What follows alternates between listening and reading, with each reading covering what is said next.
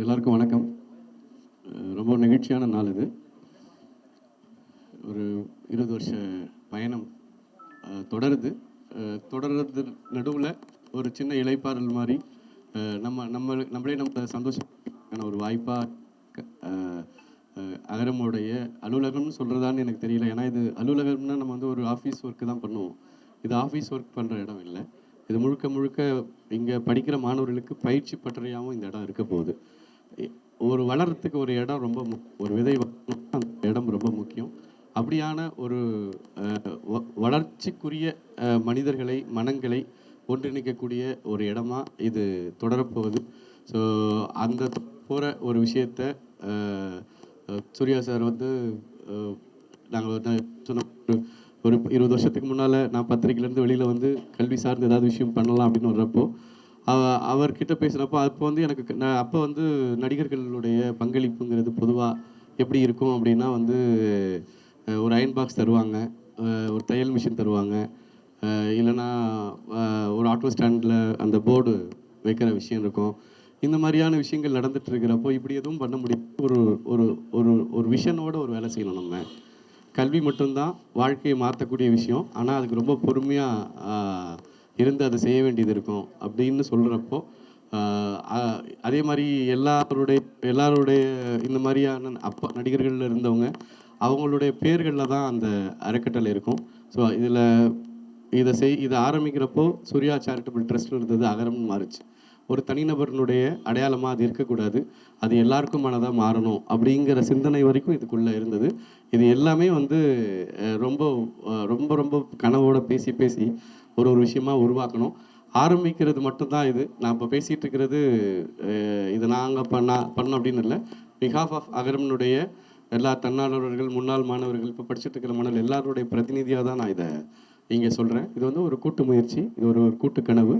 இன்றைக்கி வந்து பல பேருடைய வாழ்க்கையை மாற்றுற ஒரு இது இருந்திருக்கு. நாங்கள் இதை ரொம்ப ரொம்ப பார்த்து பண்ணோம். என்னென்னா கல்வி சார்ந்த விஷயங்கள் பண்ணணும்னு வர்றப்போ நிறைய க்ரைட்டீரியா இருக்குது.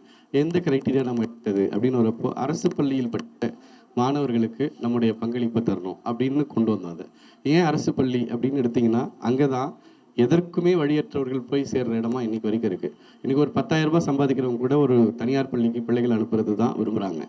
அப்போது அந்த வருமானமும் இல்லாதவங்க படிக்கிற ஒரு பள்ளியில் இருக்கிற மாணவர்களுடைய ஹையர் ஸ்டடீஸ் உயர்கல்விங்கிறது எப்பவுமே ட்ராப் அவுட்டில் இருக்கும். அவங்களால அந்த படிப்பை நல்லா படிக்கிற மாணவர்கள் கூட தொடர்ச்சியாக பண உதவி இல்லாமல் வந்து நிற்கிற இடத்துக்கு வந்துடும். ஸோ அப்போ நம்ம அவங்களுக்கு கை தூக்கி விடணும்னு தான் அகரம் வந்து அரசு பள்ளி மாணவர்களுக்கானது. இப்போ வரைக்கும் அகரமில் படிக்கிற எல்லா மாணவர்களும் அரசு உதவி பெறக்கூடிய கடைகோடி நிலையில் இருக்கக்கூடிய மாணவர்கள் தான். அடுத்து வந்து பார்த்திங்கன்னா அவங்களுக்கு வெறும் படிப்பு சார்ந்து அவங்க ஒரு வேலைக்கு போனால் மட்டும் போதுமா அப்படின்னா அவங்க ஒரு நல்ல சமூக பொறுப்புள்ள மனிதர்களாக மாற்றக்கூடிய தன்னம்பிக்கை மிகுந்த மாணவர்களாக மாறத்துக்கு என்ன வேணும்னா நிறைய பயிற்சிகள் தர வேண்டிய இடத்துல இருக்குது. ஏன்னா நம்மளாம் பெரும்பாலும் இங்கே இருக்கிற எல்லாருமே கிராமப்புறத்துலேருந்து வந்திருப்போம், ஒரு சின்ன நகரங்கள்லேருந்து வந்திருப்போம். நம்ம ஒரு இடத்துக்கு வரப்போ பேச தயங்கியிருப்போம், நம்ம என்ன உடை உடுத்துறதுன்னு தெரியாது. இந்த மாதிரியான விஷயங்கள்லாம் இருக்கிறப்போ ஒரு பெரிய இன்ஸ்டியூஷனில் அவங்களுக்கு இடம் கிடச்சிரும். அண்ணா யூனிவர்சிட்டியில் அவங்களுக்கு இடம் கிடச்சிரும். ஆனால் அங்கே போயிட்டு படிக்க முடியலன்னு ட்ராப் அவுட் ஆவாங்க. அந்த தாழ்வு மனப்பான்மையிலேருந்து விலகாமல் அவங்கள தொடர்ச்சியாக அதுக்குள்ளே பயணம் பண்ணுறதுக்கு நாங்கள் என்னெல்லாம் பண்ண முடியும்னு யோசித்து நிறைய அறிஞர்களுடைய பங்களிப்போட கிட்டத்தட்ட இப்போது பத்திரிக்கையாளர் ஞானியெல்லாம் நான் ஞாபகம் வருது எனக்கு சொல்கிறப்போ. இன்றைக்கி இறந்துருக்காரு. ஆனால் இந்த பயிற்சிகளை வடிவமைக்கிறதுல பத்திரிக்கையாளர் ஞானி உட்பட நிறைய பேருக்கு வந்து பங்களிப்பு இருக்குது. இப்படி ஒவ்வொருத்தரும் அவங்களுடைய பங்களிப்பு கொடுத்து 20 வருஷ ஜேர்னி இன்றைக்கி நடந்திருக்கு. பட் இப்போ வரைக்கும் எங்களுக்குன்னு ஒரு இடம் இல்லாமல் தான் இதை பண்ணியிருக்கோம். இப்போது இதுக்கான தேவையும் அவசியமும் அதிகரிச்சுட்டே போனதால் சூர்யா சார் அவருடைய முழு பங்களிப்பில் இந்த இடத்த வந்து இடமும் இந்த கட்டிடத்தையும் உருவாக்குறதுக்கு கொடுத்தாரு. அது கூட எனக்கு பெரிய விஷயமா இல்லை. இது எப்படி உருவாகணுங்கிறதுல டே 1லேருந்து அதனுடைய பங்கேற்பு, வடிவமைப்பு என்ன மாதிரி இருக்கணும், பசங்களுடைய தேவை என்ன, இந்த இடம் என்ன மாதிரி பயிற்சிகளை உள்ளடக்கி இருக்க போது, அதுக்கு எந்த மாதிரி இருக்கணும், காற்று எப்படி வரணும், வெளிச்சம் எப்படி இருக்கணும், இப்படிங்கிற ஒவ்வொரு விஷயத்துலையும் பங்கெடுத்து எனக்கு தெரிஞ்சு அவர் வீட்டுக்கு என்ன ஆர்வம் காட்டி பண்ணாருன்னு தெரில. இதில் அவர் கொடுத்த ஆர்வம் ரொம்ப அதிகம்.